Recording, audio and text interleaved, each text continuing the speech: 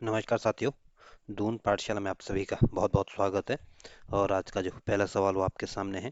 पहला सवाल कह रहा है कि हालिया दिनों में भीष्म क्यूब समाचारों की सुर्खियों में रहे हैं। इनके बारे में कौन सा कथन गलत है? पहला ऑप्शन कह रहा है कि भीष्म क्यूब घरेलू स्तर पर विकसित अत्याधुनिक चिकित्सा प्रदान करने वाले पोर्टेबल मॉड्यूलर है। तो पहला ऑप्शन बिल्कुल ठीक है। जो भीष्म क्यूब है ये आपका आपातकालीन हॉस्पिटल कह सकते हैं इसको, या यूं बोले कि आपातकालीन परिस्थितियों के लिए सक्षम है। दूसरा ऑप्शन कह रहा है कि भीष्म क्यूब को देश के सभी मेडिकल कॉलेजों और जिला चिकित्सालय में तैनात किया गया है। तो दूसरा कथन या दूसरा ऑप्शन गलत है।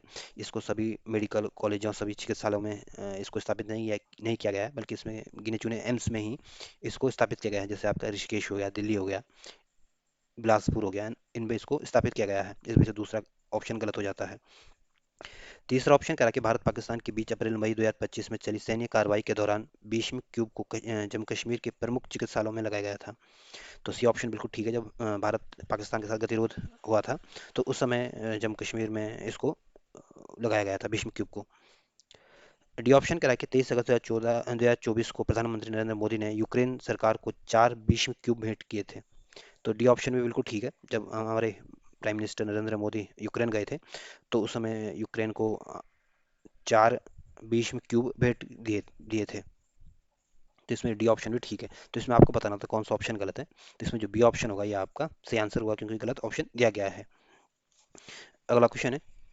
अगला क्वेश्चन कह रहा है कि मई 2025 में पाकिस्तान द्वारा भारत के कई शहरों में किए गए मिसाइल ड्रोन हमलों के संदर्भ में रेड क्रॉस चिन्ह के बारे में कौन कौन से कथन सही नहीं है, या कौन सा ऑप्शन सही नहीं है?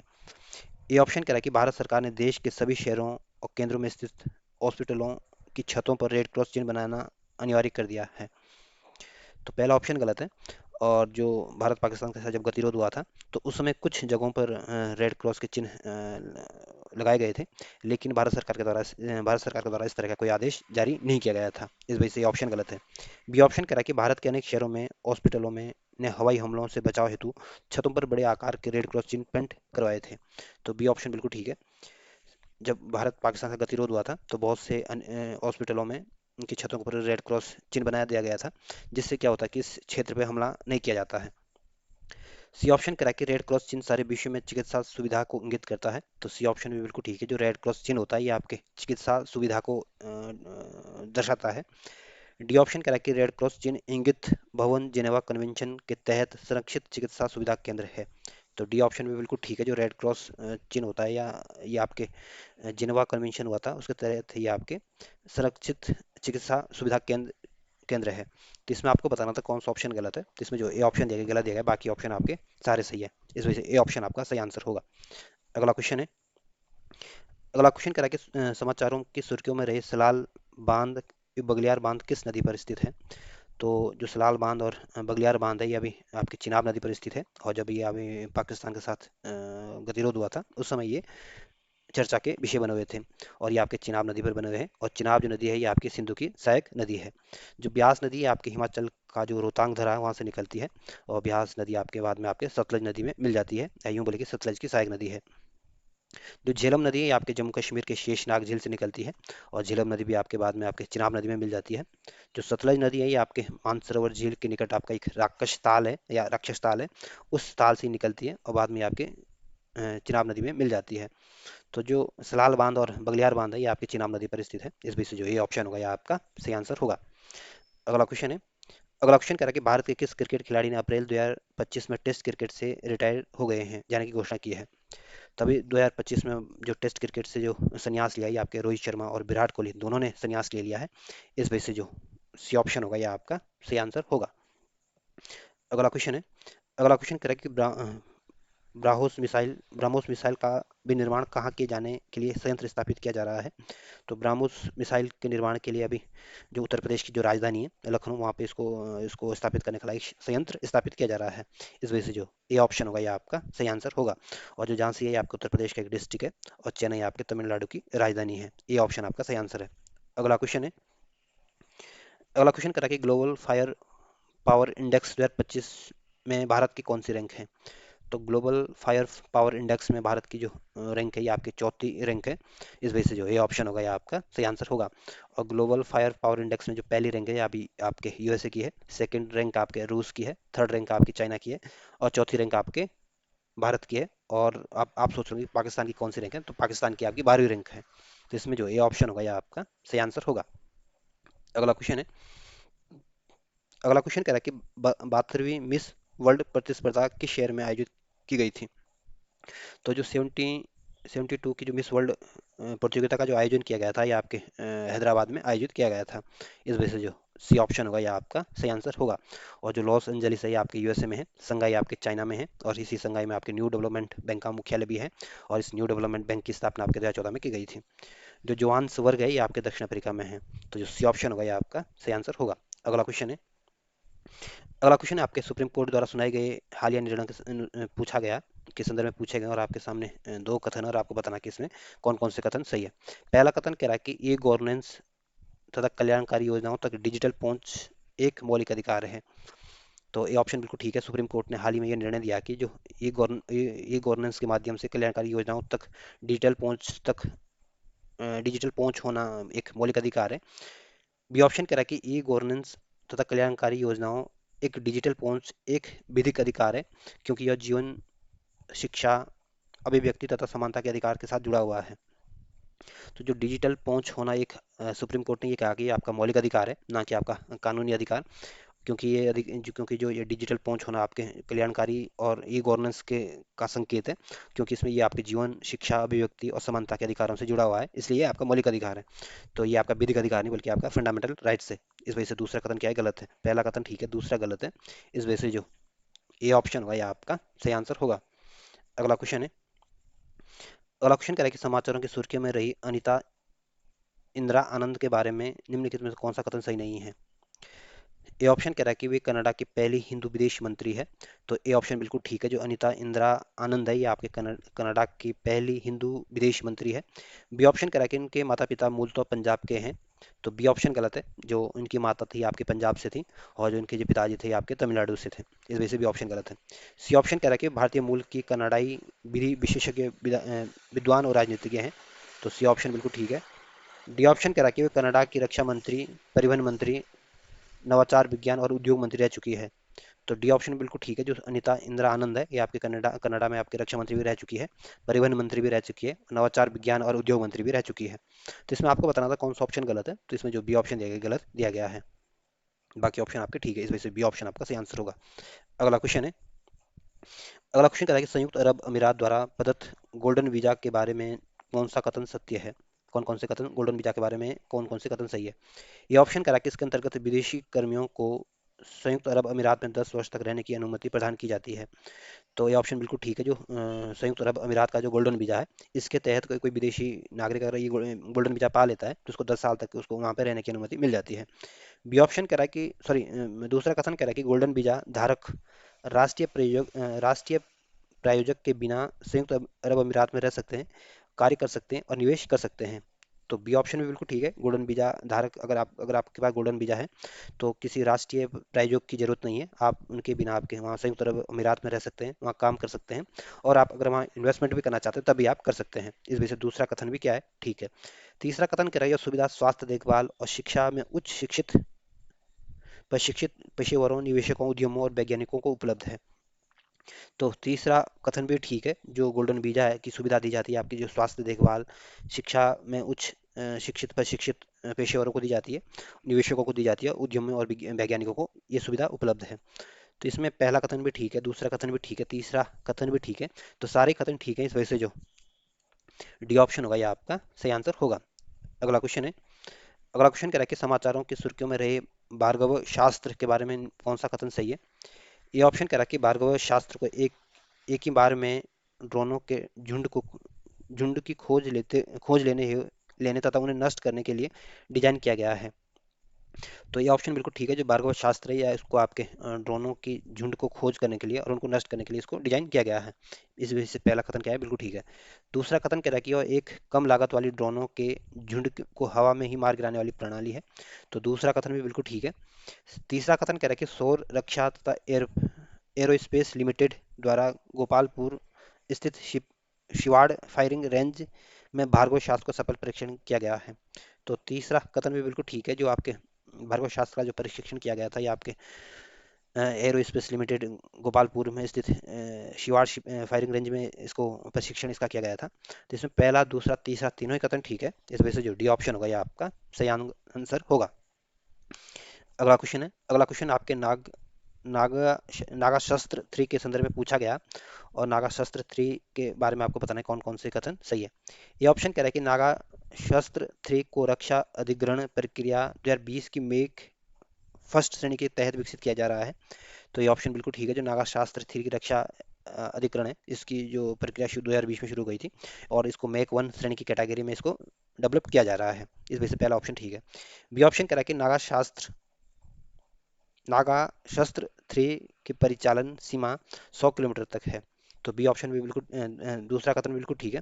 तीसरा कथन कह रहा है कि नागा शस्त्र 3 से 5 घंटे से अधिक समय तक हवा में रह सकता है।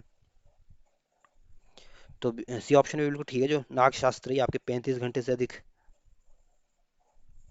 नहीं, 3 से 5 घंटे से अधिक समय तक ये आपके हवा में रह सकता है। चौथा कथन कह रहा है कि इसे लोइटरिंग म्यूनिशन को एक निर्दिष्ट क्षेत्र में मंडराने तथा लक्ष्य को पहचाने होने पर उस पर हमला करने के लिए डिजाइन किया गया है। तो चौथा कथन भी इसमें ठीक है। तो इसमें पहला, दूसरा, तीसरा, चौथा चारों ही कथन ठीक है। तो इस वजह से जो डी ऑप्शन होगा ये आपका सही आंसर होगा। अगला क्वेश्चन है, अगला क्वेश्चन कह रहा है कि आपको बताना है कि इसमें निम्नलिखित कथनों में विचार कीजिए और आप हमें बताने इसमें कौन कौन से कथन सही है। ये ऑप्शन कह रहा है कि भारत द्वारा ऑपरेशन सिंदूर में लोइटरिंग म्यूनिशन को प्रयुक्त किया गया है। तो ये ऑप्शन बिल्कुल ठीक है, जब ऑपरेशन सिंदूर चलाया गया था उस समय भारत के द्वारा आपके लोइटरिंग म्यूनिशनों को प्रयुक्त किया गया था। बी ऑप्शन कह रहा है कि इस प्रणाली को आत्मघाती ड्रोन या कामिज ड्रोन कहा जाता है। तो दूसरा कथन भी बिल्कुल ठीक है। तीसरा कथन कह रहा है कि उन्हें उच्च सटीकता के साथ लक्ष्य को चिन्हित करने तथा भेदने के लिए डिजाइन किया गया है।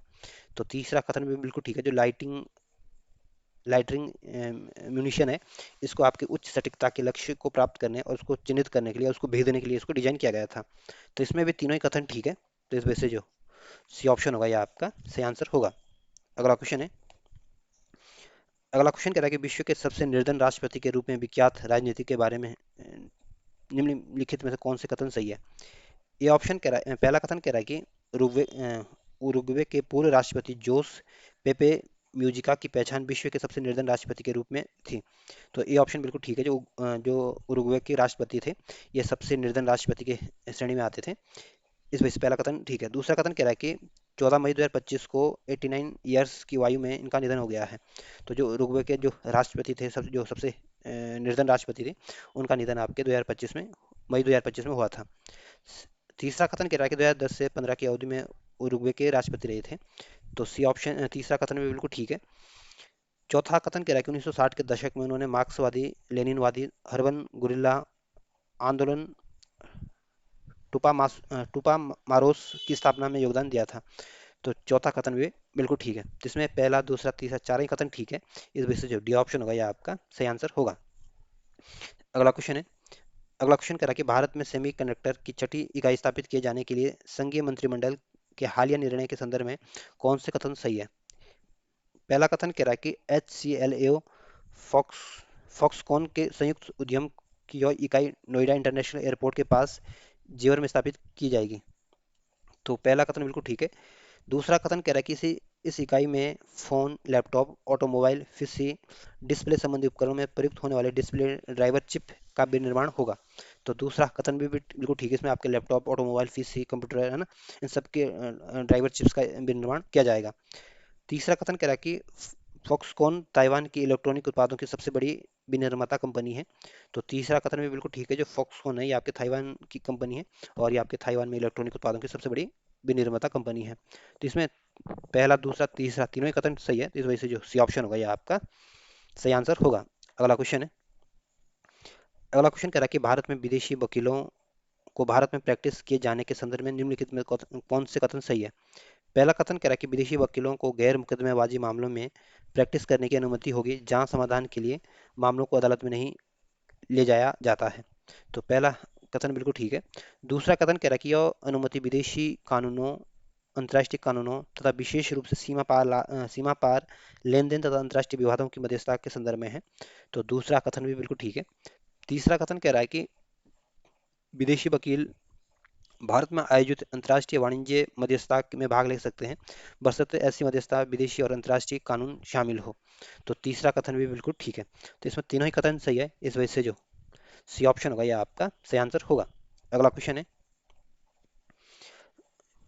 अगला क्वेश्चन कह रहा है कि भारत में ग्रीन हाउस गैसों के उत्सर्जन के लिए बारे में पर्यावरण थिंक टैंक आई फॉरेस्ट द्वारा जारी एक हालिया रिपोर्ट के संदर्भ में कौन कौन से कथन सही है। पहला कथन कह रहा है कि भारत की औद्योगिक इकाइयों में लगे वायलरों द्वारा प्रति वर्ष 182 million ton carbon dioxide oxide उत्सर्जित की जाती है, जो देश में उत्सर्जित कुल ग्रीन हाउस गैसों का 7% है। तो पहला कथन बिल्कुल ठीक है। जो ग्रीन हाउस गैस उत्सर्जन या पर्यावरण की जो थिंक टैंक है आई फॉरेस्ट, इनके द्वारा ये पाया गया कि भारत में प्रतिवर्ष 100 मिलियन टन कार्बन डाइऑक्साइड उत्सर्जित की जाती है, जो कि देश के कुल ग्रीन हाउस गैस का 7% है। और ये आपके जो औद्योगिक इकाइयों में लगे वायलर है उससे ये इतनी कार्बन डाइऑक्साइड निकलती है। इस वजह से पहला कथन ठीक है। दूसरा कथन कह रहा है कि भारत के सभी औद्योगिक इकाइयों द्वारा उत्सर्जित ग्रीन हाउस गैसों का लगभग एक चौथाई केवल वायलरों द्वारा उत्सर्जित किया जाता है। तो दूसरा कथन भी बिल्कुल ठीक है। तीसरा कथन कह रहा है कि औद्योगिक इकाइयों में लगे वायलरों द्वारा उत्सर्जित पार्टिकुलेट मैटर तथा सल्फर डाइऑक्साइड की मात्रा भारत में ऑटोमोबाइल सेक्टर द्वारा उस उत्सर्जित मात्रा से अधिक है। तो तीसरा कथन भी बिल्कुल ठीक है। तो इसमें पहला, दूसरा, तीसरा तीनों ही कथन ठीक है, इस वजह से जो सी ऑप्शन होगा यह आपका सही आंसर होगा। अगला क्वेश्चन है।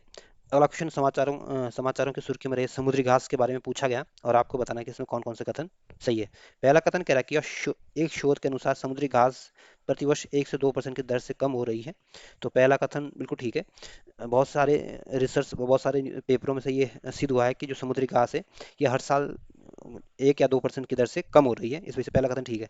दूसरा कथन कह रहा है कि समुद्री घास समुद्री जल के भीतर फूलदार जलीय पौधे हैं, जो मुख्यतः खाड़ी और लेगून जैसे उथले तटीय जल में उगते हैं। तो दूसरा कथन भी बिल्कुल ठीक है। जो समुद्री घास होती है आपके जल के भीतर एक फूलदार जलीय पौधे होते हैं, जो कि आपके लेगून जैसे उथले तटीय जलों में ये उग जाते हैं।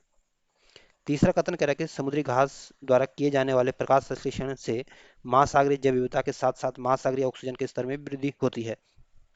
तो तीसरा कथन भी बिल्कुल ठीक है। जो समुद्री घास होती है आपके समुद्र के अंदर न सिर्फ आपके प्रकाश संश्लेषण से महासागरीय में जैव विविधता को बढ़ाता है, बल्कि आपके इसमें ऑक्सीजन के लेवल को भी ये बढ़ा देता है, इस वजह से तीसरा कथन भी ठीक है। चौथा कथन कह रहा है कि समुद्री घास में लैंगिक और अलैंगिक दोनों प्रकार के निषेचन देखने को मिलते हैं। तो चौथा कथन बिल्कुल ठीक है। समुद्री घास में आपके लैंगिक और अलैंगिक दोनों प्रकार के निषेचन देखने को मिलेंगे। तो इसमें भी आपका पहला कथन भी ठीक है, दूसरा कथन भी ठीक है, तीसरा कथन भी ठीक है, चौथा कथन भी ठीक है। इस वजह से जो डी ऑप्शन होगा यह आपका सही आंसर होगा। अगला क्वेश्चन है। अगला क्वेश्चन कह रहा है कि सिपरी की हालिया रिपोर्ट के संदर्भ में कौन से कौन कौन से कथन सही है। पहला कथन कह रहा है कि वैश्विक हथियार आयात में भारत की हिस्सेदारी 2020 से 24 की अवधि में घटकर 8.3% रह गई है। तो पहला कथन बिल्कुल ठीक है। सिपरी की रिपोर्ट के अनुसार वैश्विक हथियार में आयात में भारत की जो हिस्सेदारी है 2025-24-25 में 20 से 24 में घटकर ये आपके 8.3% रह गई है। तो इस वजह से पहला कथन बिल्कुल ठीक है। दूसरा कथन कह रहा है कि यूक्रेन के बाद भारत विश्व का दूसरा सबसे बड़ा आयातक देश है। तो दूसरा कथन भी बिल्कुल ठीक है। सिपरी की रिपोर्ट के अनुसार सबसे ज़्यादा जो हथियारों का जो आयात किया जाता है ये आपके यूक्रेन के द्वारा किया जाता है, और दूसरे नंबर पर सबसे ज़्यादा जो आयात किया जाता है ये भारत के द्वारा किया जाता है। इस वजह से दूसरा कथन भी बिल्कुल ठीक है। तीसरा कथन कह रहा है कि फ्रांस भारत का सबसे बड़ा हथियार आपूर्तिकर्ता है। तो दूसरा कथन गलत है। फ्रांस नहीं बल्कि रूस भारत को सबसे ज़्यादा हथियार आपूर्ति करता वाला देश है, या भारत सबसे ज़्यादा जो हथियारों की जो आयात करता है ये आपके रशिया से करता है। और दूसरे नंबर सबसे ज़्यादा जो हथियार हम लेते हैं ये आपके फ्रांस से लेते हैं। तो पहले नंबर पर रूस, दूसरे नंबर फ्रांस है। इस वजह से तीसरा कथन क्या हो जाता है, गलत हो जाता है। पहला दूसरा कथन तो ठीक है, तीसरा कथन गलत है। इस वजह से जो ए ऑप्शन होगा यह आपका सही आंसर होगा। अगला क्वेश्चन है। अगला क्वेश्चन आपके ऑपरेशन सिंदूर की चर्चा में रही भारतीय मिसाइलों के संदर्भ में पूछा गया और आपको बताना है इन तीन कथनों में कौन कौन से कथन सही है। पहला कथन कह रहा है कि हवा से हवा लक्ष्य भेदने वाली मिसाइल आस्ट्रा। तो पहला कथन बिल्कुल ठीक है। जो आस्ट्रा मिसाइल है ये आपके हवा से हवा में लक्ष्य को भेदने वाली मिसाइल है, इस वजह से पहला कथन बिल्कुल ठीक है। दूसरा कथन कह रहा है कि जमीन से हवा में लक्ष्य भेदने वाली मिसाइल ब्राह्मोस। तो दूसरा कथन गलत है। जो ब्रह्मोस मिसाइल है ये आपके सुपर सोनिक क्रूज मिसाइल है, और ये आपके सतह से सतह में मार करती है, ना कि आपकी जमीन से हवा में। तो इस वजह से दूसरा कथन क्या हो जाता है, गलत हो जाता है। और जो ये ब्रह्मोस मिसाइल है, यह भारत और रूस के संयुक्त रूप से इस मिसाइल को डिजाइन किया गया था, या इसको बनाया गया था। दूसरा कथन इस वजह से क्या है, गलत है। तीसरा कथन कह रहा है कि जमीन से जमीन पर लक्ष्य भेदने वाली मिसाइल आकाश। तो तीसरा कथन भी गलत है। जो आकाश मिसाइल है ये आपके जमीन से हवा में मार करने वाली मिसाइल है, ना कि आपकी जमीन से जमीन पर लक्ष्य भेदने वाली। तो इसमें पहला कथन ठीक है, दूसरा तीसरा कथन गलत है। इस वजह से जो ये ऑप्शन होगा ये आपका सही आंसर होगा। और अगर ये वीडियो आपके पसंद आती है तो आप उसको अपने यार दोस्तों के साथ उसको जरूर शेयर करना। धन्यवाद।